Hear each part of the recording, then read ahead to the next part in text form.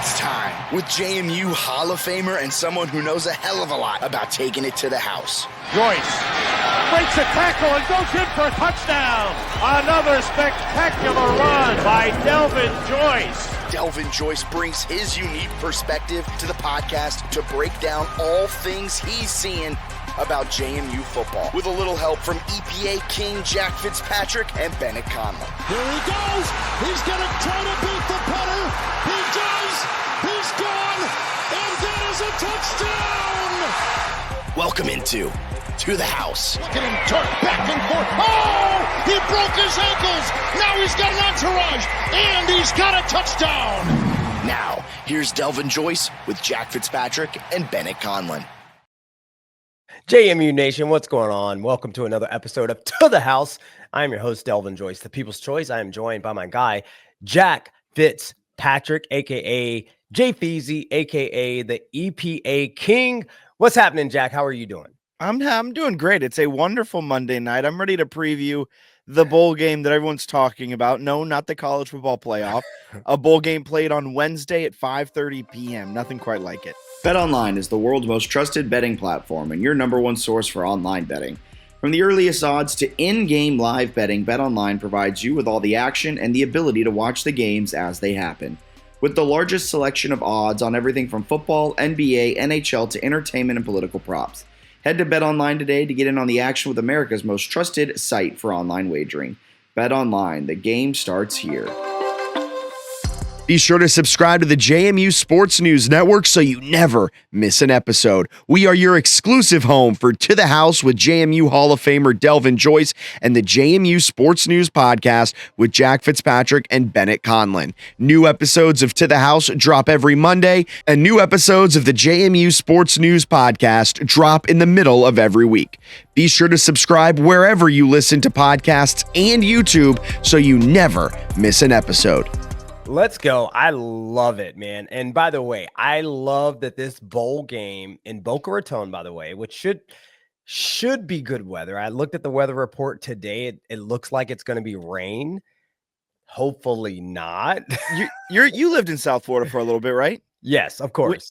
When you see 50% rain on the forecast, which is what I saw today, 50% rain, scattered storms, as a South Floridian, a former South Floridian, do you see that and go, okay, it's going to be sunny that day? Or does 50% rain mean 50% rain? No. Listen, in South Florida, if you don't like the weather, wait 10 minutes. Okay.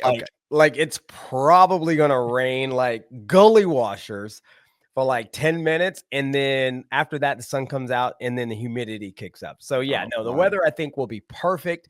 And I love that this bowl game, which, again, it's the Boca Raton Bowl. This bowl game is a big deal. And I love that it is a great experience for these kids. I'm watching the JMU IG. I'm seeing the kids having a great time. It seems like they're having a blast. They had a beach party. They're doing all this cool stuff. And Jack, these are the things that make relationships sticky, right? Like these are the things that when you think about the players and whether or not they want to stick around at a program, these are the things that make guys say, you know what? I actually really like it here. So while this bowl game is not the college football playoff that we all wanted, this Boca Raton Bowl is a big deal. Jack, you ever been on a guy's trip with your buddies? Oh, yeah, of course. Now, it's always fun. It's always fun. I want you to think about those relationships you have with those guys, and then you go on the guys trip, and the relationship goes from like 2x to 10x. That is what this bowl game experience is. Yeah. So, Jack, all right. Now I need an aside. Like, what's your all-time favorite guys trip of all time? Come on, help me out. There was a pretty memorable one, and it's not to a great location or anything, but one time Bennett Conlon and I, friend of the program, and a third friend of ours, Dom, if you're a listener to the JMU Sports News Podcast, he occasionally comes up. We found our way to Roanoke, Virginia for a golf weekend based off of Dom's reference. He said that Roanoke was a great meeting point, and boy, did he lie. I apologize to any Roanoke listeners, but that's not the spot for a bowl trip. Not a bowl trip, for a guy's trip. And not a lot to do. There was a lot of spending time in our Airbnb drinking beers there rather than the non-existent nightlife of Roanoke, Virginia in the middle of the summer. That is hilarious, by the way, and I love that you guys went to Roanoke, which is like 45 minutes from my Yeah. hometown, Martinsville. Yeah, so sorry to poo-poo on Roanoke. There's a star there, Yeah. and that was about it. Yeah, I mean, there's Mill Mountain Zoo. I mean, you could go up to the Star, and there's a zoo up there on that mountain, Really? which is actually pretty cool. Went there as a kid, and I will tell you, I mean, just so you know how bad Martinsville is, we went to Roanoke to have fun. All right, so that's Well, Martinsville. Martinsville is a good place to be from. you got Martinsville Speedway, right? Yeah, like once a year, my guy. I mean, they don't race every week. Yeah, you're right. So, I'm trying to get to Martinsville for a race day though, because I really want to yeah. see that quarter mile of excellence. No, it is a great place to watch a race. By the way, I mean, NASCAR is probably the best tailgate there is, right? Like No there's doubt. there's like NASCAR, Kentucky Derby, college football, like in that order. Because Right. NASCAR's a full day experience. And the best thing about NASCAR, and here I am trying to stump for NASCAR, you can then take the tailgate into the race. You Yeah. can bring all of your beer in a soft covered cooler into the race, and you don't have to. Oh, it's the best. Yeah, no, it's insane. And by the I don't know if you've been to a race, right? So obviously, like the energy watching the cars come around the track, right? By you where you're sitting. I mean, there is nothing like it. So, are you a Formula 1 guy or are you NASCAR guy? I'm more NASCAR. I got into Formula One with Drive to Survive, which I think everyone did on Netflix, like the Yeah. Formula One documentary. But I grew up a huge NASCAR fan, and I've refound it since when I moved to Charlotte, of course, the home of NASCAR. Yeah. I refound my passion for NASCAR. Nice. I love it. I mean, I went to the Coca-Cola 600 and that was like my first race. So even though I grew up in Martinsville, Yeah. I didn't go to my first race until I came to Charlotte and went to the Coca-Cola 600. Amazing. I have great stories. But the other thing I like about this Boca Raton Bowl is that this is a huge recruiting area for the Dukes. I mean, what's really cool about South Florida is that it is a hotbed for high school football. And I know that we have some listeners out in California. Jack, I don't know if you know that. I don't know if you look at our metrics, we have listeners in California. We also have listeners in Texas. I don't know if you know that. You look at the Whoa. metrics. Yeah, we got listeners all over the planet.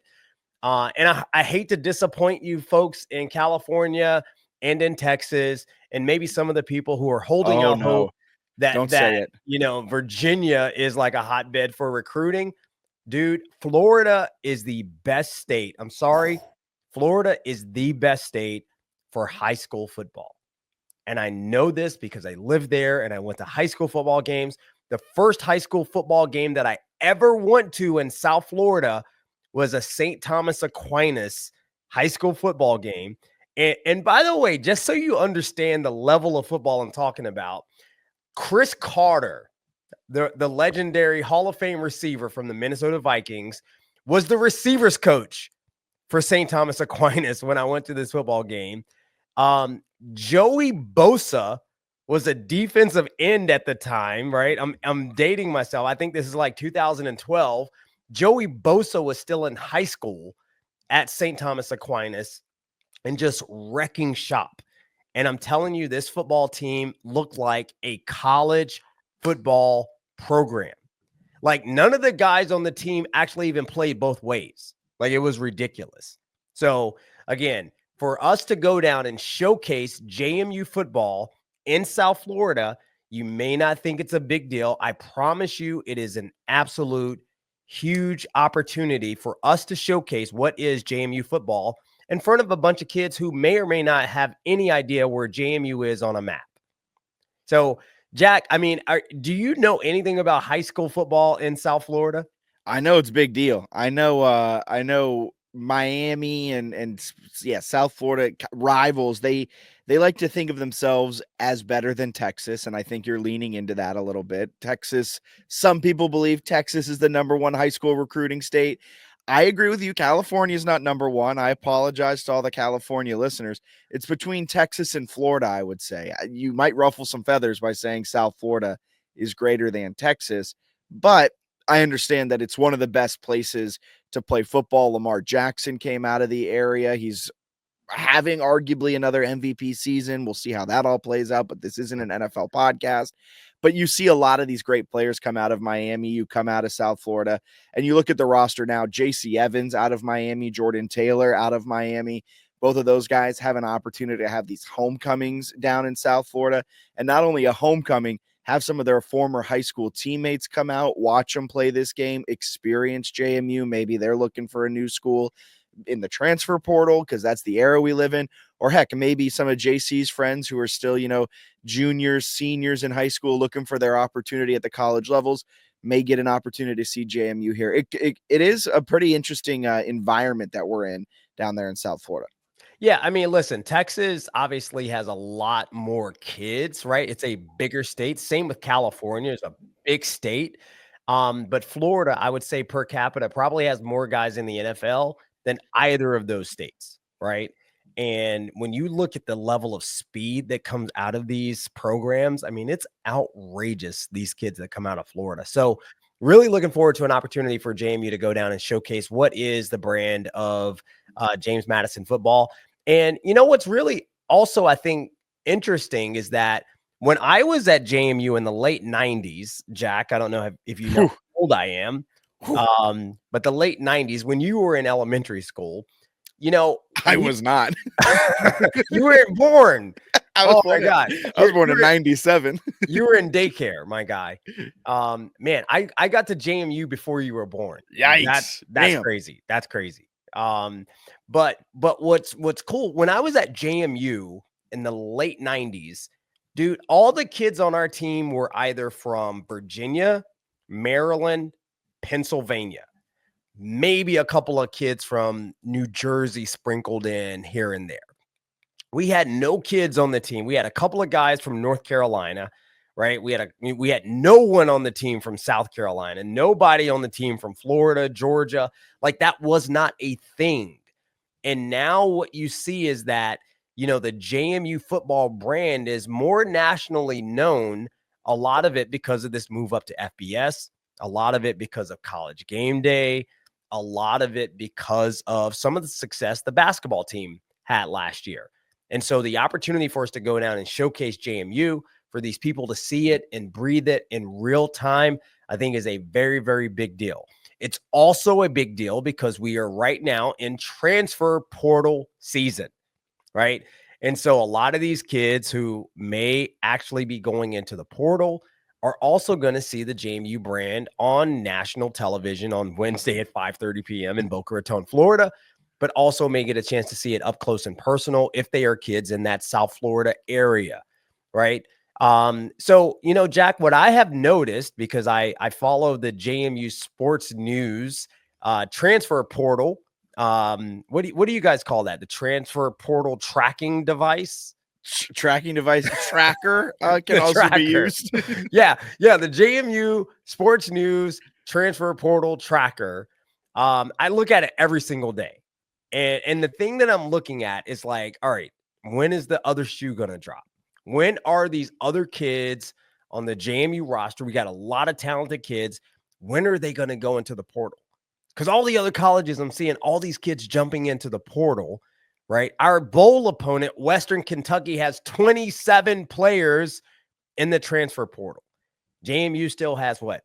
4, 5? Two, and I don't mean any disrespect when I say this, like 2 real players. Yeah, exactly. Like 2 real players. I mean, again, the only surprises at this point are Jesse Rammel and Daryl Dingoy.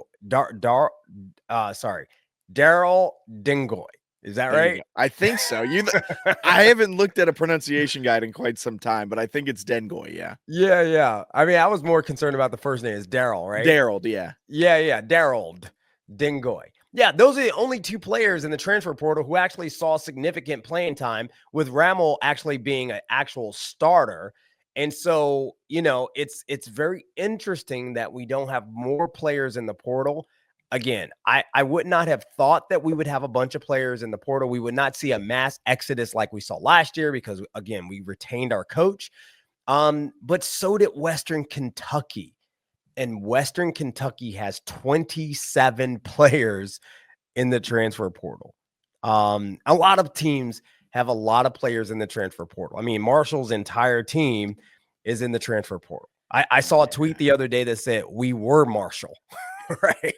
So, I mean, so again, I just have, are you seeing anything that makes you believe otherwise? Like, are you seeing anything that makes you believe that at the end of this bowl game, a bunch of guys are just going to throw their name in the hat because they wanted to play in the bowl game? I don't think so. And I think based off of what Tanner Morris said in an interview about what Chesney has said, this is like a lot of, he said that he said this, but essentially Chesney's message to the team was, if you enter the transfer portal, you're gone. Like if you enter the transfer portal, there's no coming back, which would make me think he kind of has that same approach of like, if you want to enter the transfer portal, don't play in this bowl game. Like if you're planning to enter this portal the day after the game, like you're not really like, I don't think Chesney would take too kindly to that. And it makes me believe, especially with that kind of hard nose approach, which I very much appreciate. I like, if you enter the portal, I think you're gone. Yeah. I enjoy that, but it makes me think with that hard nosed approach that we may have seen the players enter the portal who are going to enter the portal. I know some people are thinking that we may still see lingering effects of maybe Eric O'Neill, George Pettaway. There's probably a good amount of tampering going on behind the scenes. Who knows what P4s have picked up the phone and called them. But I mean, I think if they would have left, they would have left by now. They would have gone and gotten their bag. And I think the Montpelier Collective probably has a good little war chest going that probably is near the top of the Sun Belt, where they can give these players enough money to make them think twice about leaving for that $100,000 bag that to go play at, I don't know, Wisconsin. Yeah. Yeah. And by the way, I like you, I appreciate the Chesney hard line on the portal. And that's not necessarily saying, hey, we don't love you, we don't respect you. It's just saying that if you decide to go into the portal, we're going to move on. And I've said this 100 times on this podcast. There's so many talented players in the pod. And I feel like, it's like that Beyonce song, right? Don't you ever get to thinking you're irreplaceable, right? I mean, I don't know if anybody knows that Beyonce song. Oh, yeah. Who doesn't know that Beyonce song, Delvin? That is one of her most famous songs. But I'm telling you, bro, I mean, that is it. Like, I mean, you might think you are like the bee's knees, irreplaceable, but I promise you there's some kid at some other college that wants to come to JMU and they're going to be a star. The Eric O'Neills, the Elijah Surratts, they're going to come out of nowhere, come into this program and play very well. So I don't fear the transfer portal anymore. I am glad though to see the team sort of stick together because I also believe that this team understands that if the nucleus of this team, if the talent that is on this roster right now sticks together, I honestly believe that they think they are a CFP contender for 2025. I mean, they were this year, right? I know they went 8-4, but like 3 of those losses, you had a double-digit lead. All 4 of your losses, you were favored by Vegas. And of course, you're not going to win every single game that you're favored in, but all of the metrics tell you that this was a darn good football team this year. And a lot of their mistakes were being young. A lot of their mistakes was a first-year coaching staff learning the ropes of the FBS, a completely new team, and all of these things. And now I feel like I'm falling into the trap of, this is a brand new team. You couldn't expect us to win all these games. I feel like I'm falling into that trap. But you can easily talk yourself into being, this is a college football playoff team next year if we all stick together. Yo, you're so positive onto the house, man. I love it, man. I mean, I'll give you a couple of days. I'm positive in bowl season. This is when the positivity starts coming together. I'm seeing who we're offering, DMing recruits, having a good time, seeing who's visiting, what offers are coming, how it's all stacking up. And I'm like, okay, this team next year has the potential to be a GOAT. Well, I mean, listen, I also think, again, this is a CFP worthy team. The question is whether or not they can put it together in some of those close games, because what you saw this year is that we had some close games. We had those 50-50 games, and we lost those games. And you said this team is young. I would say they're inexperienced. It's not necessarily the youth, it's the inexperience. And you could also say the good coaches win the close games. I'm telling you, the experience wins the close games. There are plays that will be made by these players having gone through the gauntlet that is the 2024 season. Next year, they're going to be in a whole other place where they have a level of experience that will help them to win some of those 50-50 games. So I am very excited about that. And I also love the fact that if you've entered your name in the transfer portal, when I search your name on the JMU football roster, it says 404 error. Right? Like, you are nowhere to be found. Like last year, the kids that went into the portal, I could still search them on JMU football roster, and I could like look up and see, where their dad played football and all this stuff. Now you're in the portal, you are 404'd. As a fan, that's cool. As a broadcaster, I hate that, because now whatever team they go to next year, I'm going to be like, okay, transfer from James Madison. Let me go and pull up some of their stats that they had at JMU. And I go to pull up their page and it says 404. And I go, curse that SID. No, I love it, man. Listen, you can look me up on JMU's JMUsports.com. You can't even look up Jesse Rammel right now. He's 404. He no longer exists in the JMU football landscape, which is kind of wild. Wish him well, obviously, but I think the portal giveth and the portal taketh, and hopefully we'll get some amazing players to replace him. Sorry, go ahead. You see where Jesse landed? No, I did not. Mississippi State.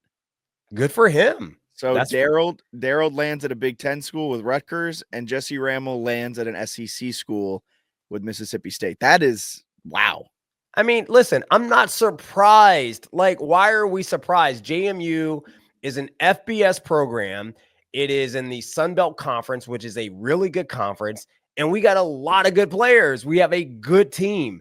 That does not surprise me that we got a kid that went to the SEC and another kid that goes to the Big Ten. That is not surprising to me at all. Okay. I mean, it surprises me a little bit that Emmanuel Bush, who's getting playing time over Daryl, is still at JMU and is arguably the better player. But Daryl did go to Big Ten because of the eligibility, because he probably has more like toolsy traits that can translate up and could potentially play on Sundays. But I see what you're saying. And it doesn't, if there was an interview I had with Chris Smith at JMU Media Day back in fall camp, and Chris Smith was like, yeah, that kid, like, he just wants to learn.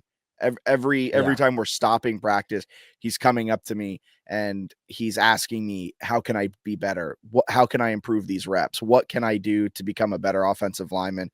And Chris Smith was just kind of like, I've never had a player be like that. Like, the dude's a sponge. He takes in everything that he asks. Whatever you tell him, he fixes. So yeah, not surprising that Jesse Rammel has gone on to the SEC. Dude's going to be a good player, probably playing on Sundays.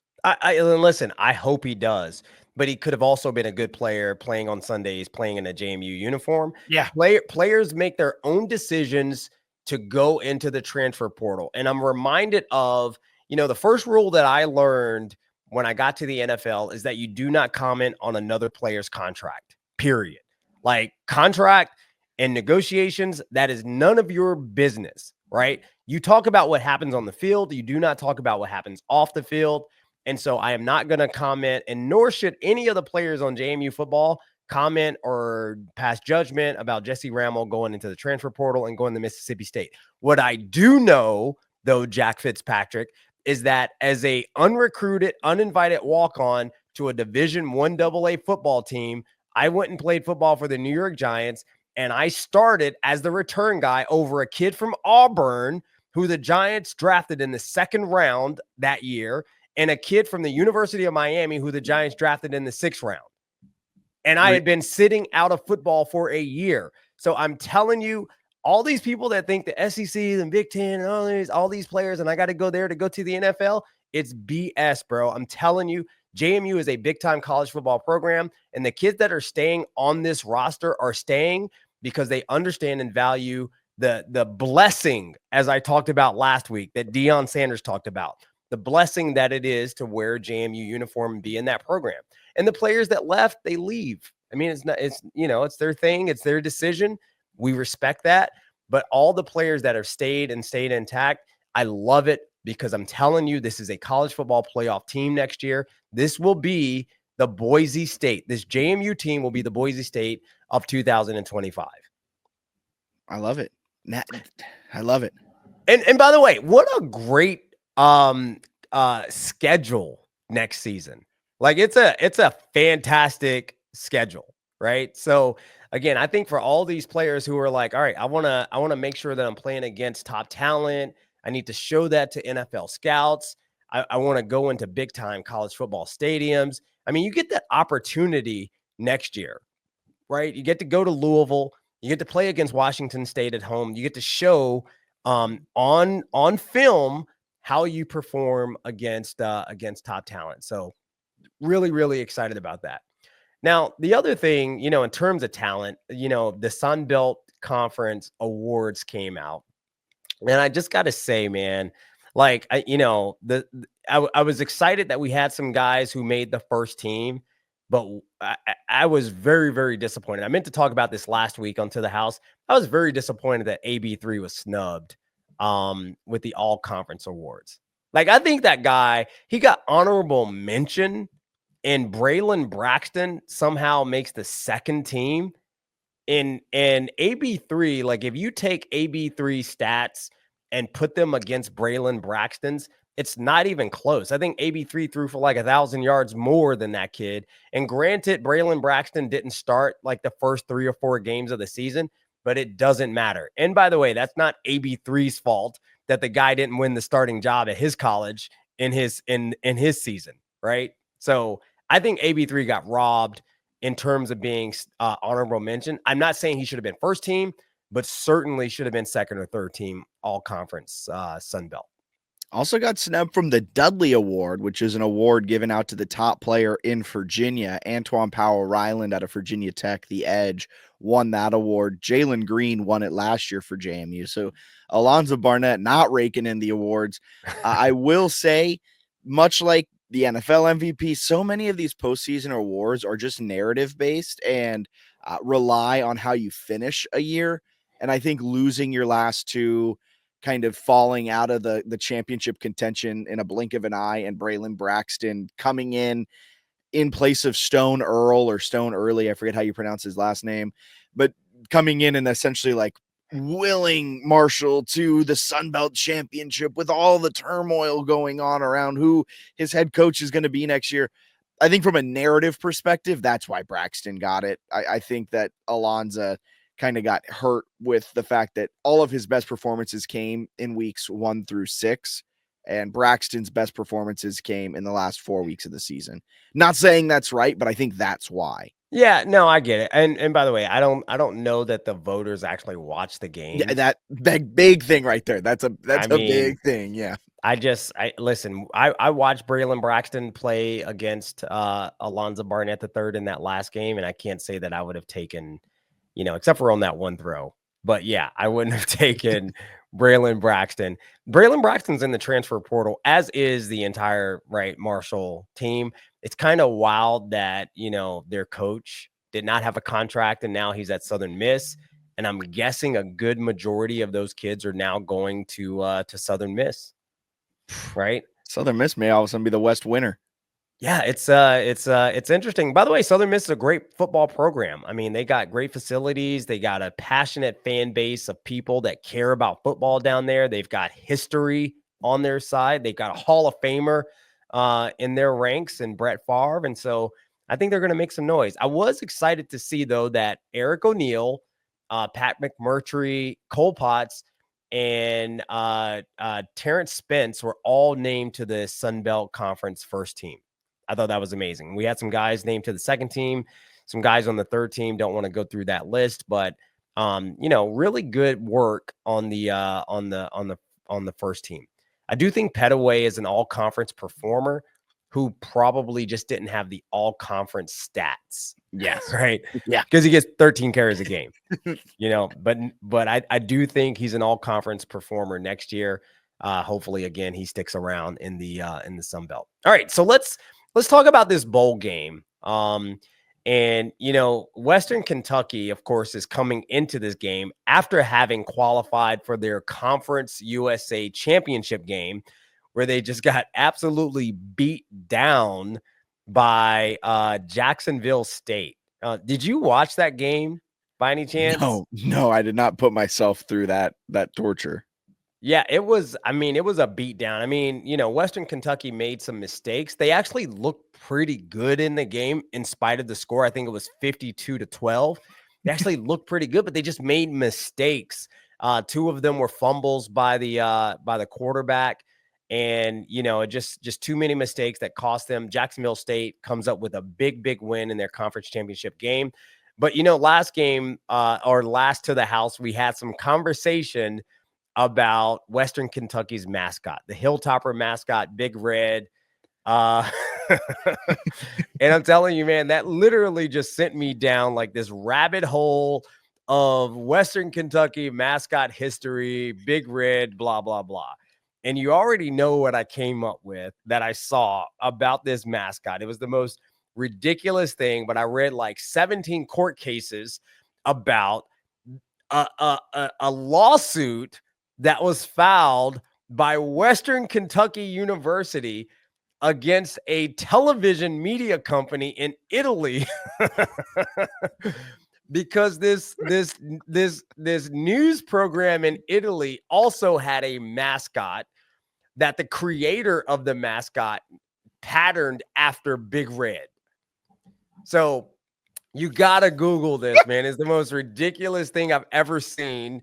You got to look up the Italian TV mascot, Gabebo, because Gabebo literally is Big Red without the WKU on his chest. Gabebo? Gabebo.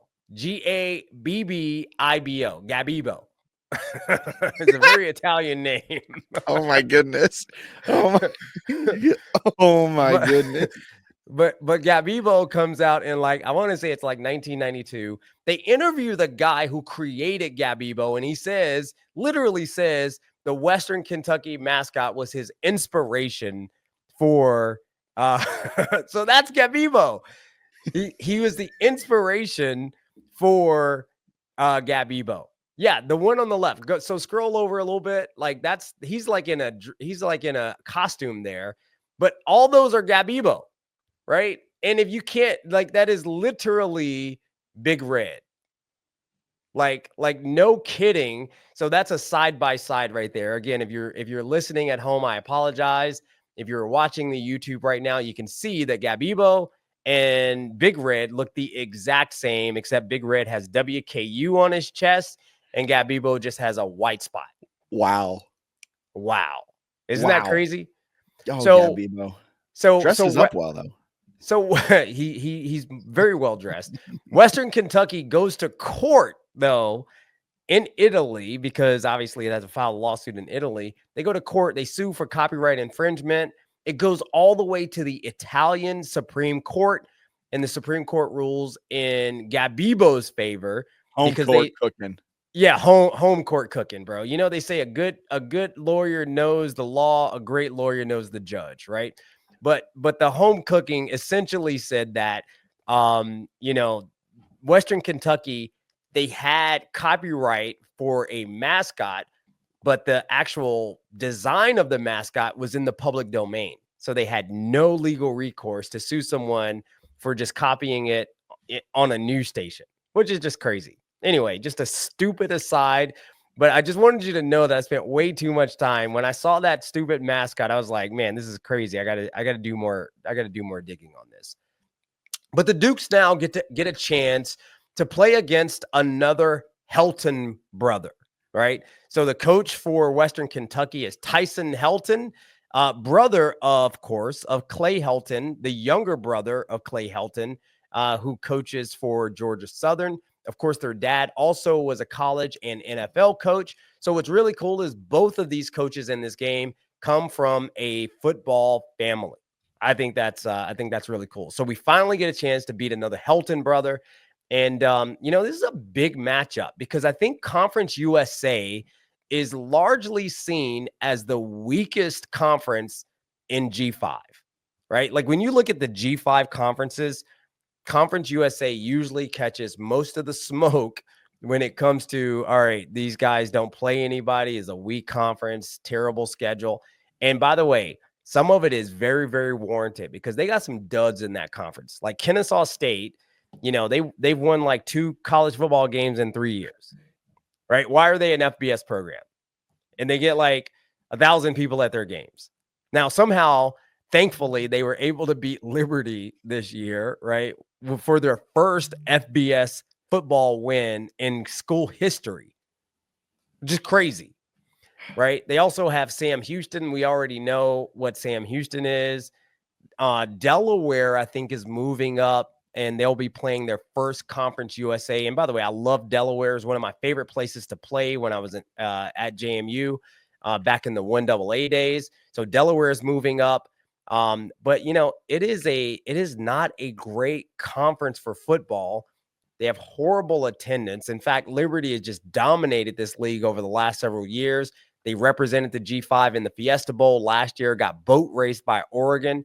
And so for the Sun Belt Conference, who likes to fashion itself as the best preeminent G5 conference, this game sort of matters in that conversation, right? And you can say what you want about bowl games. This game absolutely matters. What are your thoughts on Conference USA, though, Jack? I mean, do you watch Conference USA football? Do you have any thoughts there? So, you know how when you back in the old school days of iPhones and iPods and things like that, you would get an app and it would be like Fruit Ninja Lite, spelled Lite, because it was the free version of the app. So there were some ads. It didn't have all of the bells and whistles that the normal app had. It was a free version of it to get you in, to try to then get you to then buy, the add-ons and more of the app later on down the road.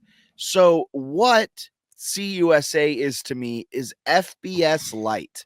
It is like FBS football, but it doesn't have all the bells and whistles. It's brought up Kennesaw State. It's brought up Sam Houston. It's incorporating in Delaware. All great FCS programs. All FCS programs, I don't really know about Delaware's full situation fully, but all FCS programs that weren't set up for success like JMU was, that were kind of just, opportunity, let's take it. Let's go. And because if we all recall, when JMU played Sam Houston in that, I think it was 2020 spring season, so in 21, which is 3 years ago now, in the FCS playoffs, and the locker room was a foldable tent on the track next to Sam Houston's field. And as we all know, that just screams FBS ready to everyone watching from afar. So that's what I think of Conference USA. Yeah, I think you're spot on, man. I feel like Sun Belt is for the FCS programs that had like outlandish outlier success at the FCS level, right? The App States, the Georgia Southerns, the Marshalls, the JMUs. And then Conference USA is like those programs that were kind of successful. They got hot at the right time and they decided to move up when they got hot, right? Which is actually one of the reasons some of those transition rules are in place. Yeah. Right. You can't go to a bowl for the first 2 years. You know why? Because they have to make sure that you have a budget to sustain yourself at the FBS level. And if they allow you to take your hot team when you're on a heater up to the FBS level, you mess around and win 6 games, and now you're bowl eligible. And now you get that bowl money, which kind of cooks your books a little bit and makes you look a little more profitable and sustainable at the FBS level than you actually are. So see Kennesaw State, see Sam Houston, see Jacksonville State, which, by the way, Jacksonville State looks like it is actually a legitimate FBS program. I would say that's probably going to be the best team in Conference USA.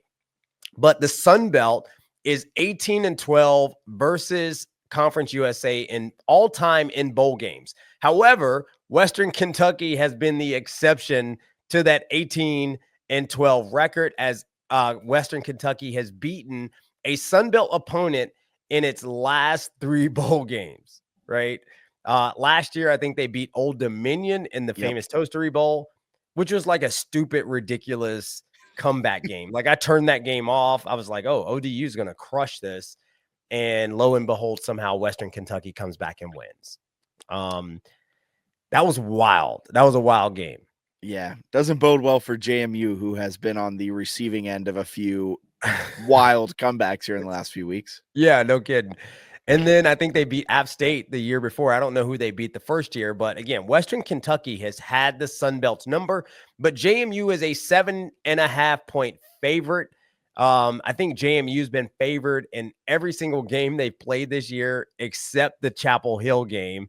And so a lot of, I guess you could take that and $10 and get a latte at Starbucks. But again, just going back to the fact that Western Kentucky has 27 players in the portal, including their starting quarterback, Caden Vetkamp, and the backup, right, who actually started the season as their starting quarterback, TJ Finley. I think he started the first 3 games. He got hurt. And then Vetkamp came in and played exceptionally well, so much so that he won Conference USA Offensive Player of the Year. Now, Vetkamp's in the transfer portal. TJ Finley is back in the transfer portal for like the 4th time. Like, this guy's story? Yeah, he actually just committed about an hour ago to Tulane, so he knows his next landing spot, and that will make it 5 teams in 5 years. 5 teams in 5 years. Bro, college football is so broken. So the guy started his career at LSU, left LSU, went to Auburn, left Auburn, went to Texas State, left Texas State, went to Western Kentucky, left Western Kentucky now, and you're saying he has just committed to Tulane. The Fighting John Summeralls. 5 teams in 5 years. I mean, that's insane. But you know what? I can't, again, no shade to Western Kentucky. I think it's a great football program that used to be in the Sun Belt until 2014, moved to Conference USA for whatever reason. I don't think the Sun Belt Conference was what the Sun Belt Conference is today. And so Conference USA may have been attractive back in 2014. They probably want to come back to the Sun Belt at this point. Because if you look at their attendance, like this is what I was going to say, like when you look at a program like Western Kentucky and you're trying to recruit to this program, you're also trying to retain your players, right? Your good players are going to leave. They got 27 players in the transfer portal and they are retaining their coach. We didn't have 27 players in the transfer portal last year when our coach left. Right. And so I do think it says a lot about, kind of the state of their program and Conference USA. And when you think about their fan support at Western Kentucky, they have terrible attendance. Their highest attendant game this past season, they had 16,700 people versus Eastern Kentucky, an FCS opponent.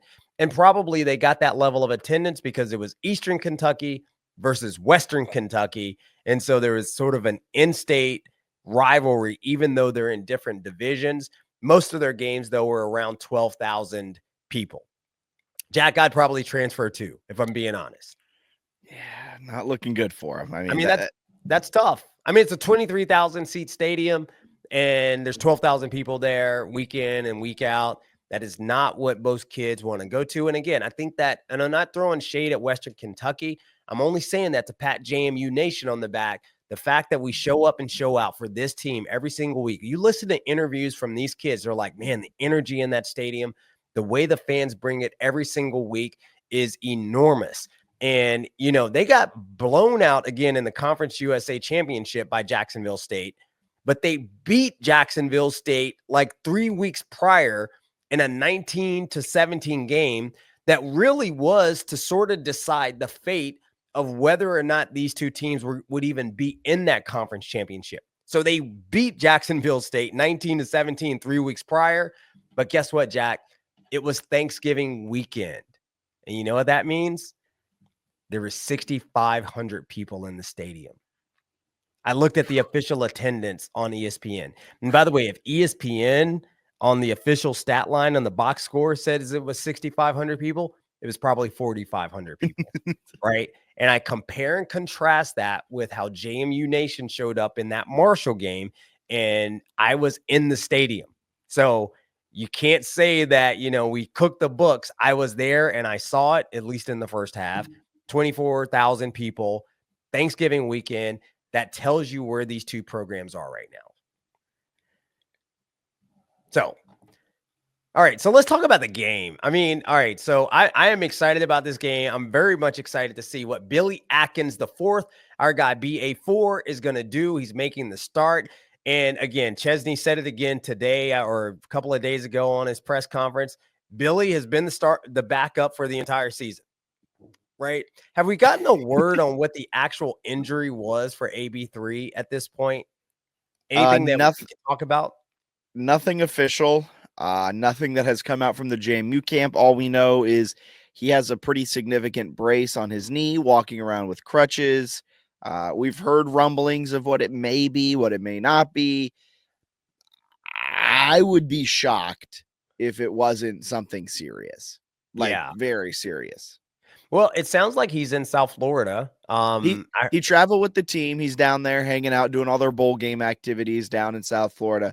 So he's good enough to fly, which is a good spot in his post-surgery recovery. Yeah. Because sometimes when you get surgery and depending on what you get surgery on, you can't fly for a certain amount of time. He flew down there, so that's a good sign. That is a great sign. But apparently him and Billy Atkins are roommates in West Palm Beach. And so I heard Billy on his press conference. He talked about how, AB3 is still involved in helping him with his reads and walking him through film. It seems like, the team's got a lot of confidence in him. Seems like the coaches have a lot of confidence in him. And the fact that he's been the backup, taking a lot of reps this past season, even though we did not know that, I think we as fans should have a lot of confidence in BA the fourth. So I am excited to see what he does, man. I told you this last week, like the redemption story of Billy Atkins the fourth. For this guy to have an opportunity to go out in this way, I think would be amazing. That is not to say, though, that we should not rely and lean on the running game for the Dukes, right? I think it is well documented that Western Kentucky was last in Conference USA in rushing defense. They gave up 221 yards a game. That was 129th out of 133 FBS programs. So they are not good against the run. So our guy GP, he's like 120 yards from 1,000 for the season. He'll get it. He'll get it, right? Like let's get that guy 18 carries and let's get him 120 yards. I do believe, and again, he's been so close all season. I believe he's due for like that big game breaking run where he just peels off like a 60, 70 yarder to the house, right? So GP gets his 120, gets 1,000 yards. Joby Mallory, of course, obviously has shown that he's more than capable as a sort of an every down back, right? That one drive against Marshall literally proved that. He had over 100 yards in the last outing. And if that guy doesn't get, 10 or 15 carries in this game, especially considering that we're without our starting quarterback and we're going against one of the worst rushing defenses in FBS, then it would be criminal, right? And then, of course, Wayne Knight has been super consistent this entire season. Irrespective of whether or not the offensive line blocks for him or not, the guy somehow continues to make plays, make big-time runs when we absolutely need them. And so I am looking for this rushing attack to play a big, big role in this game. Now, what may not bode so well for our guy BA4 is the fact that Western Kentucky is actually pretty good against the pass, right? So what they give up in the run, they let go or they make up for it in the pass. They are like a reverse Kurt Signetti, right? They shut down the pass and they let you run all over them, right? But this year against the pass, Western Kentucky is only given up 175.6 yards per game. And they're also kind of stingy on on the points scored side, right? So they only average giving up 24.5 points allowed per game. So Jack, your overall thoughts, I guess, on Western Kentucky's defense. You got any EPA or PFF ratings for us over here? I can give you some EPA ratings in a little bit. First, I have to say, if Billy Atkins throws it 15 times, that would be perfect. You mentioned GP nearing 1,000 yards. Joby also nearing 1,000 yards. He only needs 743 more rushing yards to break 1,000. And if he continues his current pace of averaging 6.4 yards per carry, he has not lost a single rushing yard all year. He'll only need to touch it 116 times in this game. And if they only pass it 15 times with BA4, I mean, I'm just saying there's a potential that Joby is also a 1,000-yard rusher this year, as he should be. I love it. He is the best running back on this team. I will go to bat for Joby no matter what. I don't know if you saw his interview with Dave Riggert, but I'm very glad he's finally getting the shine he so rightfully deserves. Man, I did. I listened to that interview, and I didn't mean to cut you off, but I don't know that I've ever heard him in an interview. And man, he is so likable. He's so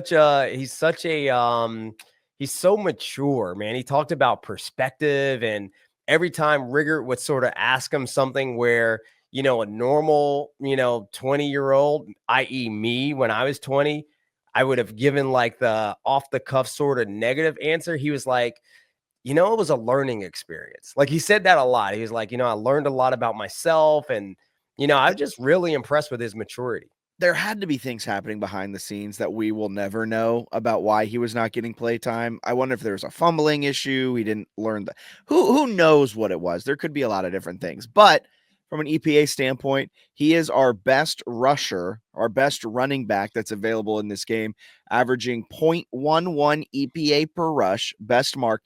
He also has the best success rate among all active running backs in this game, a 54% success rate, which means he's doing what's necessary on a play-by-play basis to continue moving the chains. JMU's rushing offense ranks 30th in the nation in EPA per rush at 0.08. That number doesn't mean as much. Just 30th in the nation means that this is a very effective and very efficient run game that has the potential to pop off some big runs from here and there. And it's a Western Kentucky defense that ranks in the bottom third of the country in EPA allowed per rush. So right there, if they don't run it 40 times this game, then I will be at Bridgeforth Stadium with my pitchfork ready for Dean Kennedy. I mean, listen, you could not have dialed up a better opponent when your starting quarterback is out. Well, right? It makes up for last season's debacle having to play an Air Force triple option service academy with no coaching staff. That was the worst, man. I mean, I love the fact that we got that Armed Forces Bowl. I loved going down to Texas. I hated the fact that we had to play against this novelty of an offense that we never have to play against ever again. Right. The first run was like a fullback dive for 7 yards. And I was like, oh, this is going to be a long game. Yeah, it was like 7 yards. It was terrible. And we were in that game. I mean, there were moments where I thought we had a chance, but it just never really felt like that. But this one will be fun, man. And, Western Kentucky, they've got some players on that defense. They got 2 All-Conference USA players on defense. Their defensive tackle Wheeler, he's a really good player. And then they've got a cornerback Stout who actually led the team in TFLs as a corner, right? He had 7.5 tackles for loss. And, you look at a corner, you're like, how do you have tackles for loss as a corner? Well, they blitz corners a lot. Like they bring blitzes from all over the place. And what's really good about this, I think, if Billy Atkins can recognize it, there's going to be a lot of opportunity to hit some big plays. Because WKU is going to play a lot of cover zero behind some of these really exotic blitzes. They do a pretty good job of disguising these blitzes. And so, I would think they could just, confuse a guy like Billy Atkins who doesn't have a lot of game experience, but the guy's been at JMU for 5 years. You know what I'd love to see Billy do? What's that? One, after his Marshall start 2 years ago. Love to see him have some sort of pocket awareness. That would be a great first step. Secondly, utilize a hard count because this is on a neutral field. I don't imagine it's going to be that loud of an environment. You're not going to have to switch to a silent count. Utilize a very aggressive hard count, not to try to get them to jump off sides, but to try to get them to declare what they're doing. Because a lot of times when you do the hard count, you will then see the corner try to jump the rush, or the linebackers will then fill the A gaps or whatever it may be. I don't think I've ever seen a defense do that and then change the play. So if you can get them to jump, you can figure it out and you get a split second head start on the defense and figuring out who's coming and who's not. Yeah, I mean, totally. And to your point, man, I mean, Billy Atkins, I think, had a rough outing against Marshall, but that was his redshirt sophomore year. That was 2 years ago, my guy. Like, the dude is a redshirt senior now. It's 2 years later. We have not seen this guy honestly play a meaningful game. And so, there's a whole other level of maturity that I think we could expect to see out of him in this game, even though he has not played a lot. And I think that, in addition to the running game, there's got to be some short passes, right? Let's get the screen game going. Let's get the quick screen to the receivers. Let's get some underneath routes to Yamir Knight, Cam Ross, Taylor Thompson. Let these guys get some yak and help Billy out. I'm telling you, he can complete some of these short passes. These guys can take it to the house against this defense and really, really make up some ground, make Billy Atkins look like an All-American. I think the other opportunity, though, is that we could catch them in cover zero and hit Omarion Dollison on some deep passes, which we've seen a lot this year. And Atkins actually has a really good deep ball. We saw one nice deep ball this year to Max Moss. I can't remember what game it was, but Max Moss dropped the pass, but it was a really good deep ball. So again, I got some high expectations for Billy Atkins the fourth in this game, man. I'm rooting for him like crazy. I told you he's a really, really good kid. I also got a chance to listen to his interview. He sounds like he's pretty confident. He's not taking this game too serious, but he's taking it just serious enough. So really looking forward to seeing what he's going to do. Now, on the defensive side of the ball, again, I think they have a really good offense. I think this is the strength of this team, and one of the reasons they were actually able to get to the Conference USA Championship. Now, of course, the strength on this team is the passing game. They led Conference USA in passing yards per game with 261.8 yards per game. And, again, to contrast that against JMU, we averaged 218 yards per game per passing offense, right? So about 50 yards more than us, or 40 yards more than us in the passing game. So a very good offense, again, with Vetkamp, who is a very, very good player. They average 116 yards per game rushing, which is not necessarily lighting it up, but they do have a very capable running back. I can't remember his name right now. I think it's like Young or something. Really good player, I think. Has about the same amount of yards as George Pettaway, so a really, really good player. And they average 25.5 points per game, right? Now, if we compare that against JMU averaged 33.8 points per game, but also only gave up 20.8 yards on defense, or I'm sorry, 20.8 points on defense. So it is sort of a good on good scenario. It is strength on strength. It is their strength is their offense, while our strength is our defense. And again, in this scenario, I do believe that JMU wins out. So any thoughts, I guess, on their offense, their PFF or EPA ratings as we look at their offensive capabilities?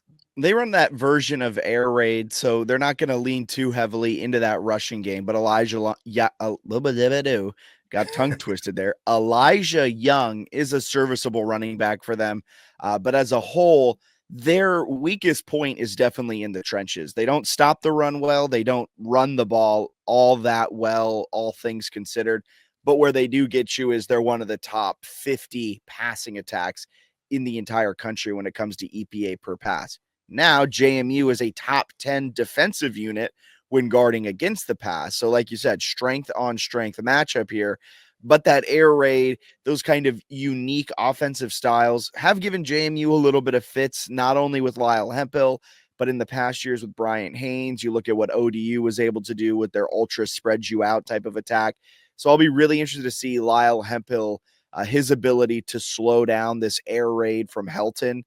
He has a lot of time to figure this out. And I imagine Lyle Hemphill has been in his bookstore issued baseball cap in whatever office he's in, trying to grind out a way to figure out how to stop it. And I think the defense will be firing on all cylinders. Yeah, man. I mean, Vic Camp I think he's a really good player. He's in the transfer portal. I mean, the dude is 6'6". I mean, he's a big kid.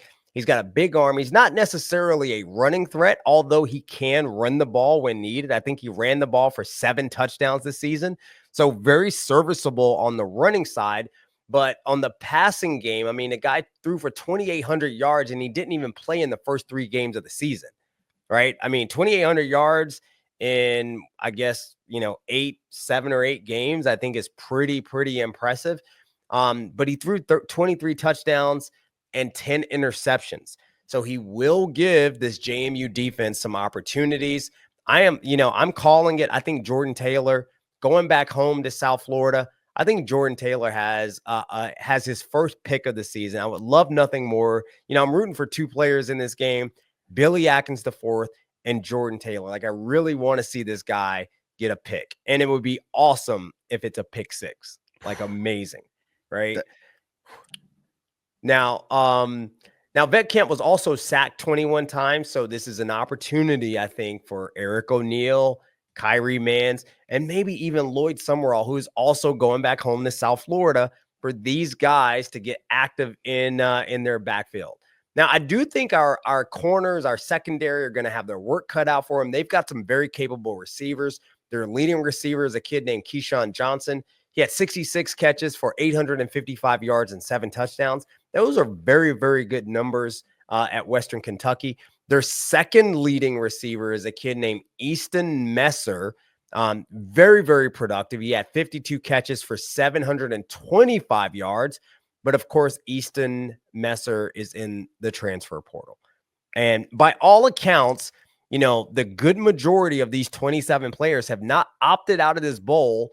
They are playing in the game. And it is very, very interesting to see sort of the approach of the 2 coaches in the transfer portal, right? I don't know how I feel as a coach having 27 kids in the portal who have said, I'm leaving this program, and then still having them play and participate in this bowl game. It's very, very, I don't know how I feel about that. Also, as a fan, I don't know. Like, we went through it kind of last year, but it was a complete change and overhaul. We all knew they were going to Indiana afterwards. Maybe I actually thought Surratt was maybe going to go another route because I thought he had the talent to not necessarily just follow Signity. But without that being said, that felt more like, okay, this is our one last hurrah with them. With this, it's like your same coaching staff. And so you're sitting there as a fan like, why are you leaving? Yeah. Listen, you're probably leaving because you had 6,500 people show up on Thanksgiving weekend for the biggest game of the season against Jacksonville State. You ain't wrong. You ain't wrong. So anyway, should be a great game, man. I'm going to go ahead and call it. I think the Dukes win this game. I think, again, if the weather is bad, I think the Dukes win because we're going to run the ball 100 times in the game. I think the weather is great. We're still going to win because our speed and our ability to just, I think, dominate on both sides of the ball will actually show up. So I'm going to say Dukes win. I'm going to have a blast. I'm going to get off that plane on Wednesday morning at like 9 a.m., go to my hotel, and then I am going to have an absolute blast in South Florida for about 24 hours. And then I'm flying home. That sounds awesome. That sounds awesome. Yeah, it's gonna be a good time. All right, Jack, you know what time it is, man. It is time for your favorite segment. It's gonna be a quick one. What you talking about, Willis? What you talking about? What you talking about? What you talking about? What you talking about, Willis? Yeah, so my what you talking about, Willis? I mean, I'm gonna keep this like super, super duper quick. The Heisman voting committee, whoever votes for the Heisman And whoever decided that Travis Hunter deserved the Heisman over Ashton Genty, I'm sorry, but what you talking about, Willis? And I love Travis Hunter, man. I think he's a great player. I think he did something in college football this year that we haven't seen in a while, only because most players haven't had the opportunity to do what he got an opportunity to do. I think he's an exceptional talent. But when you look at the season that Ashton Genty had, and for those of you who say, well, he didn't do it against the best competition, go back and watch their first game of the season against Oregon, and he did it against the number one undefeated top seed in the college football playoff. He did the exact same thing. And I think Ashton Genty, again, it doesn't matter what kind of pro season they're going to have because the Heisman is a college award. I still think Ashton Genty was the better college player. I also think he has the better NFL career. So, Jack, I mean, how did you feel about the Heisman and the votes and all that? I'll keep this quick as well. A friend of mine asked me that exact question. What do you think about it? And I did have to start by saying this was one of the greatest Heisman races we've ever seen. It was shown with the voting totals. I mean, it was one of the closest voting totals that we've had for a Heisman in 20 or so years. And the fact that both of them are not QBs is awesome. We've gotten so used to it being quarterback centric in the NFL with the MVP, even with Heisman's recently. It is awesome to see that this was between an athlete and a running back and not two MVPs. It truly reflects two of the best players that there were in college football. I think Genty should have won. And I think at the end of the day, this is group of five bias a little bit, not the whole thing, but I think there is some group of five bias being sprinkled in. We haven't seen what Genty did this year since Barry Sanders did it 40 years ago. Yeah, something like that. Like something like that. Yeah, late 80s. Like it a long time ago. And granted, he didn't break Barry Sanders' record. He possibly still can. He will use a lot more games to do it, depending on how the college football playoff and everything goes. But we hadn't seen what Genty did in a long, long time. He did that without playing essentially 2 games of football because he didn't play in 8 quarters this year because it was garbage time, and Boise State understood that if Genty gets nicked up, that their season's over. So they kept him out of garbage time. He wasn't stat padding. He did all of that in the most important parts of the game. He should have been the Heisman. But Hunter, he did some amazing things. We've seen what he did, though, more recently. He was an above average corner. He was an above average wide receiver. He was not elite at either, but it's still amazing to see him play at an above average level on both sides of the football. It's cool. It's awesome. We've just seen what he did more recently than what we've seen Genty did. And I think a mix of group of five and a mix of running backs not being valued the way they should be, I think hurt Genty in the long run. Yeah, I think you're right. I mean, I think again, what's cool, man, I think Ashton Genty is a absolute class act. Like, that guy seems like, by all accounts, to be a fantastic human being. And, I'm really looking forward to him having an amazing NFL career. So, again, I'm not mad at Travis Hunter winning the Heisman. By the way, I think you could go either way. I do think, though, that Ashton Genty was more deserving. If it is a college award and you are awarding the college season that this person had, I do not think we should reward the novelty of a player playing both ways, very average on both sides, versus a kid that was exceptional at his position. And people are saying it's a novelty. We've seen what Travis Hunter did. Was it Desmond Howard when he won the Heisman and he kind of played both ways? Yeah. Deion Sanders was playing both ways. Yeah, Champ Bailey played both ways. We've seen it more recently than what Genty did this year.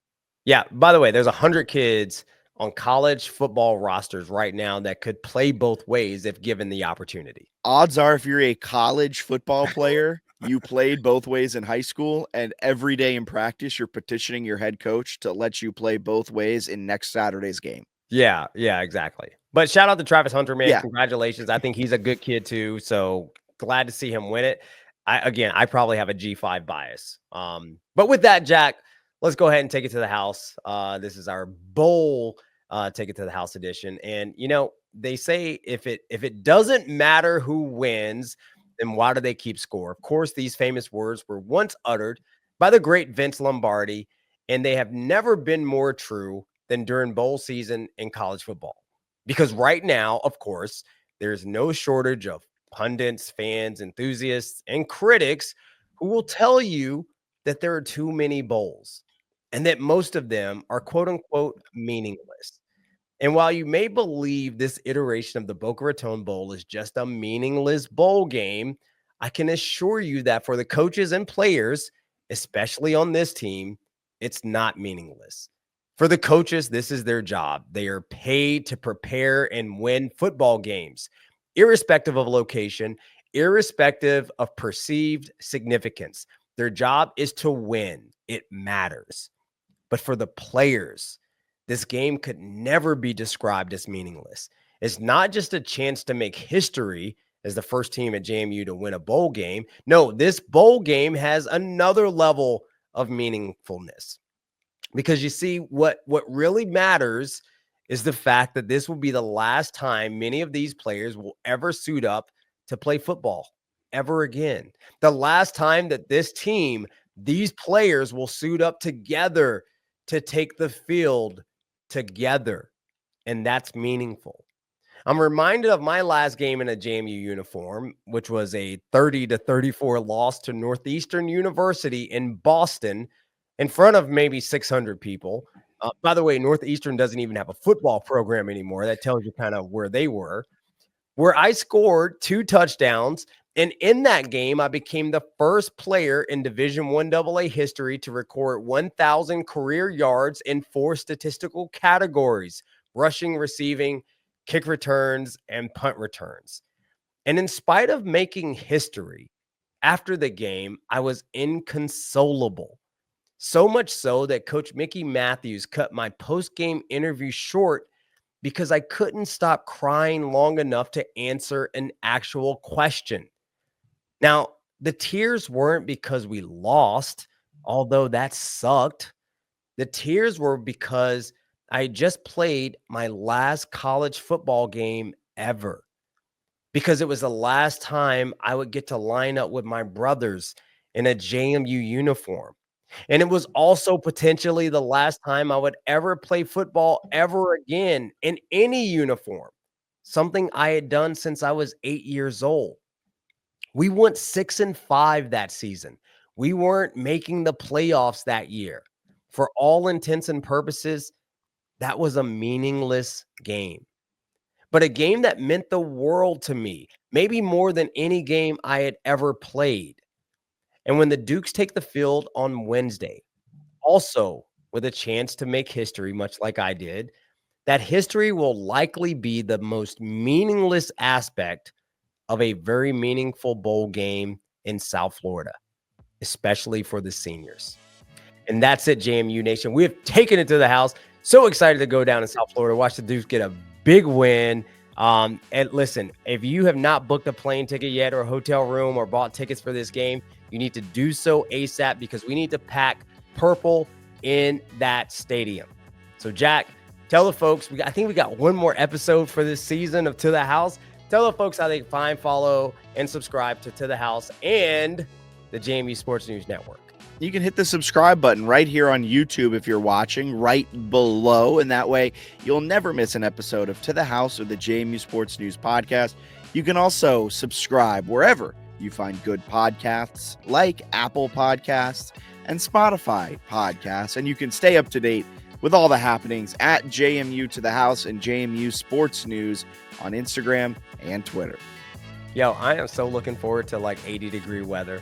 All right, I'll be stuck inside the historic halls of Barco Stevens Hall until 30 minutes before kickoff. All right. Well, listen, man, let's take one more to the house. Let's go, Dukes. Let's go get a win.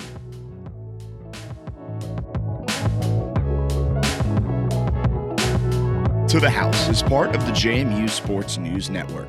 New episodes of To The House with JMU Hall of Famer Delvin Joyce drop every Monday, and episodes of the JMU Sports News Podcast drop in the middle of every week. Subscribe to the JMU Sports News Network wherever you find your podcast and never miss an episode. You can watch every episode of To the House on the JMU Sports News YouTube. Stay updated on social at JMU Sports News and at JMU To the House and at our website, jmusportsnews.com.